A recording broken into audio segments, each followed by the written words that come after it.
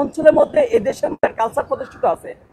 প্রত্যেকটা রাজনৈতিক দল, প্রত্যেকটা ক্ষমতাসীন দল তারা চায় যে শিক্ষার্থীদের যে কণ্ঠস্বর সেটাকে হচ্ছে কি তারা রোধ করতে চায়, কুক্ষিত রাখতে চায়। তারও ধারণা থাকবে। দেখেন তারা হচ্ছে শিক্ষার্থীদের ওই যে তাদের যে দুর্বলতার জায়গাটা আছে, দুর্বলতার জায়গাটা হচ্ছে ইস্যু হিসেবে কাজ করে। ক্যাম্পাসে ছাত্র রাজনীতির একটা নতুন দ্বার উন্মোচন হয়েছিল। অভ্যুত্থান যখন চলছিল আমরা দেখেছি 15 থেকে 17 জুলাই ঢাকা বিশ্ববিদ্যালয়ের বিভিন্ন হলগুলোতে ছাত্র রাজনীতি, দখলদারিত্বের যে রাজনীতি ছিল সেটা বন্ধের জন্য ছাত্ররা এবং হল প্রশাসন মিলে একটি লিখিত চুক্তিতে স্বাক্ষর করেছিল। ঠিক 1 বছর পরে আমরা দেখতে পাচ্ছি হলগুলোতে ছাত্রদল, শিবির, ছাত্র ইউনিয়ন তাদের হল কমিটি ঘোষণা করেছে এবং এর মাধ্যমে আমরা দেখতে পাচ্ছি হলগুলোতে সে আগের যে দখলদারিত্বের যে রাজনীতি সেটা আবার ফিরে আনার যে পাইতারা সেটা আমরা দেখতে পাচ্ছি। আপনারা জানেন হলগুলো যদি ছাত্র সংগঠনের হল কমিটিগুলো থাকে তখন যে সমস্যাটা হয় সেটা হচ্ছে ক্ষমতাসীন দলে ছাত্র সংগঠনগুলো সবসময় চায় হলগুলোকে কন্ট্রোল করার জন্য। তো এই পরিপ্রেক্ষিতে যেটা হয় সেটা হচ্ছে হল প্রশাসন সম্পূর্ণ লেভেলে আপনার অকার্যকর হয়ে পড়ে। ছাত্র সংগঠনগুলো চাই, ক্ষমতাসীন দল ছাত্র সংগঠনগুলো চাই এই হলগুলোকে তাদের মাথার পার্টির জন্য পাওয়ার হাউস হিসেবে ইউজ করার জন্য। এই উদ্ভূত পরিস্থিতি বিবেচনায় আজকে বাংলাদেশ গণছাত্র সংসদ ঢাকা বিশ্ববিদ্যালয়ের পক্ষ থেকে আমরা একটা সংবাদ সম্মেলন আয়োজন করেছি। এই পর্যায়ে উদ্ভূত পরিস্থিতিতে বক্তব্য রাখার জন্য অনুরোধ করছি গণঅভ্যুত্থানে 9 দফার ঘোষক, দীর্ঘদিন ধরে ছাত্রদের পক্ষে কথা বলার কণ্ঠস্বর, বিপ্লবী আহ্বায়ক আব্দুল কাদেরকে।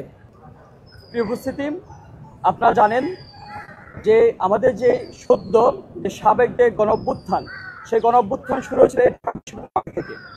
সেটা জুলাইয়ের যে কুসংস্কার আন্দোলন থেকে শুরু হয়েছিল।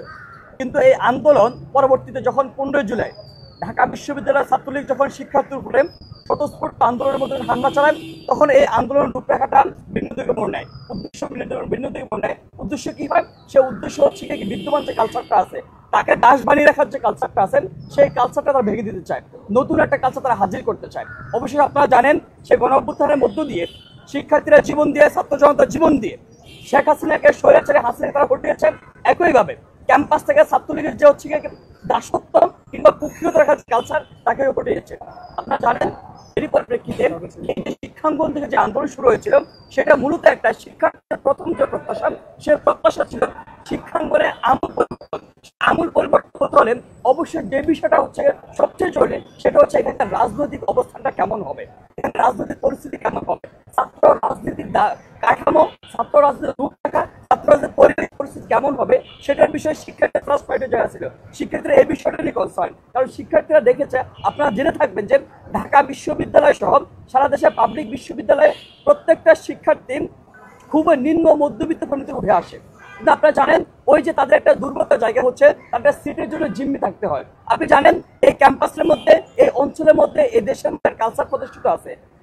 প্রত্যেকটা রাজনৈতিক দল, প্রত্যেকটা ক্ষমতাসীন দল তারা চায় যে শিক্ষার্থীদের যে কণ্ঠস্বর সেটাকে হচ্ছে কি তারা রোধ করতে চায়, কুক্ষিত রাখতে চায়। তারও ধারণা থাকবে। দেখেন তারা হচ্ছে শিক্ষার্থীদের ওই যে তাদের যে দুর্বলতার জায়গাটা আছে, দুর্বলতার জায়গাটা হচ্ছে ইস্যু হিসেবে কাজ করে। আপনি দেখেছেন শিক্ষার্থীরা তারা একটা হলে থাকার জন্য হচ্ছে তারা ওই যে দুর্বলতার জায়গাটা, ওই যে ক্ষমতাসীন ছাত্র সংগঠন যে কুক্ষিত করে রাখার কাজটা তারা সেটা হচ্ছে কি বাধ্যবাধকতা তারা সেই কাজটা করতে হয়।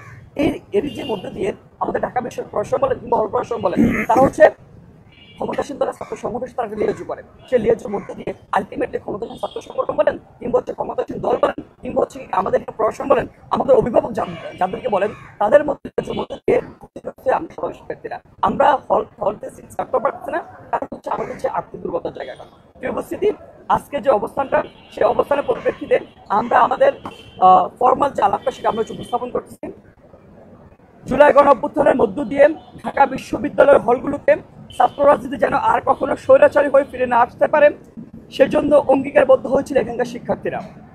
প্রতিটি হলে শিক্ষার্থী এবং প্রশাসনের মধ্যে লিখিত চুক্তি স্বাক্ষর হয়েছিল যে হলগুলোতে আর কখনো রাজনৈতিক সংগঠনগুলো তাদের রাজনৈতিক কাঠামো এবং রাজনৈতিক যে কার্যক্রম তারা পরিচালনা করবে না। গণঅভ্যুত্থান পরবর্তীতে শিক্ষাঙ্গনে সকল ক্রিয়াশীল ছাত্র সংগঠন একটি অলিখিত সহাবস্থানে তারা এসেছিল। আমরা দেখেছি কোন ছাত্র সংগঠন হল এবং একাডেমিক এরিয়ায় ছাত্র রাজনীতি না করার পক্ষে শিক্ষার্থীর যে মতামতটা আছে সেটাকে তারা হচ্ছে শ্রদ্ধা জানিয়েছে। একই সাথে দীর্ঘ 1 বছর যাবৎ তারা হচ্ছে সেই অবস্থানটা তারা জারি রেখেছিল।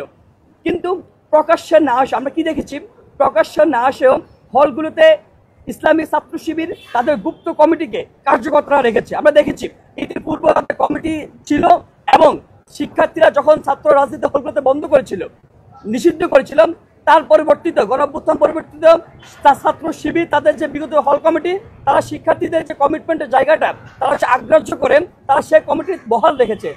শুধু বহাল রাখে নাই, তারা হচ্ছে পুরোদমে সেটাকে কার্যকর করে রেখেছে।